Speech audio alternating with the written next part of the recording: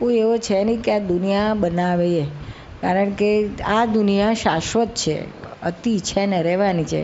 આ સાયન્ટિસ્ટોએ શોધ્યું છે કે there are so many eternal elements. ઇટરનલનો અર્થ જ શું? અતું છે ને રહેવાનું છે.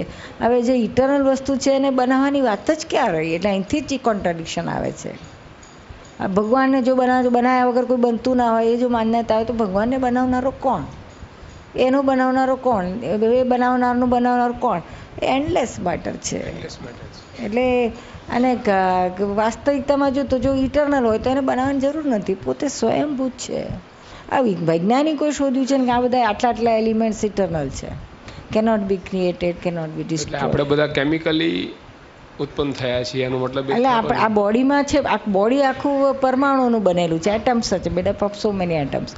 એની અંદર એ જ એને જળ તત્વ કહ્યું છે. જળ તત્વ પરમાણુ સ્વરૂપે છે, અનંત પરમાણુ છે એમાં, પણ એની અંદર રહ્યું છે ચેતન. બે ભેગું થાય છે ત્યારે આખું આ મનુષ્ય કે કોઈ પણ જીવ એનું આપણને દેખાય છે. એમાં બે વસ્તુ છે, જળ છે અને ચેતને છે, અને બે મિક્સચર છે. મિક્સચર થવાથી આ વિશેષ પરિણામ ઊભું થયું છે. શું ઓરિજિનલ એલિમેન્ટ નથી દેખાતા, પણ થર્ડ લાગે છે. તો પછી આપણે આપણું નસીબ સુધારી શકતા કેમ નથી? અથવા બગાડવું છે, ચાલો તો બગાડી શકતા નથી. જો કેમિકલ્સ હોય કે બે વસ્તુ ભેગી થઈ છે, ભેગી થવાથી એમાં એકબીજામાં ઇન્ટ્રેક્શન આવ્યું છે. જળ પરમાણુઓ જે છે એ ચેતનને અને બેને ટચમાં આવવાથી આ પરમાણુ સાવ જળ નથી. આની અંદર પણ જળ પરમાણુ છે, એટમ્સ છે, અને આપણી અંદર પણ પરમાણુ છે.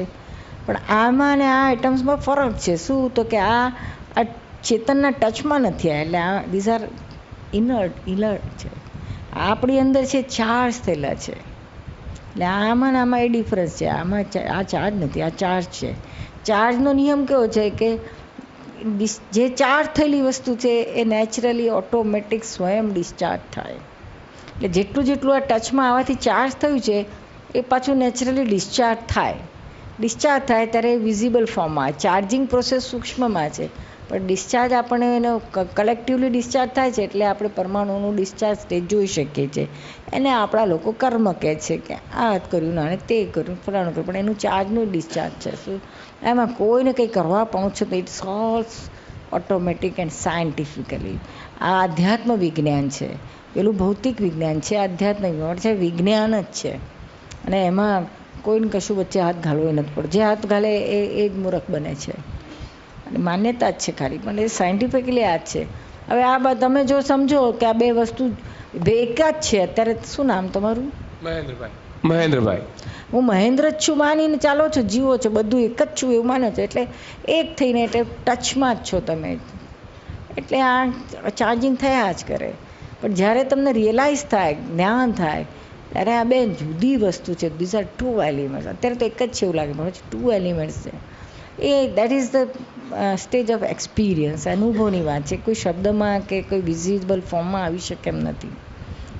જસ્ટ અનુભવનું વસ્તુ છે. એ અનુભવ થાય ત્યાર પછી આ બે વસ્તુ જુદી છે. એટલે પછી આ ટચમાં નથી આવતું છે. ટચ એટલે બિલીફથી જ છે. ટચ આ હું છું માને છે, અને બે જુદું રહે છે. એટલે પછી આ ચાર્જિંગ નવો થતું નથી.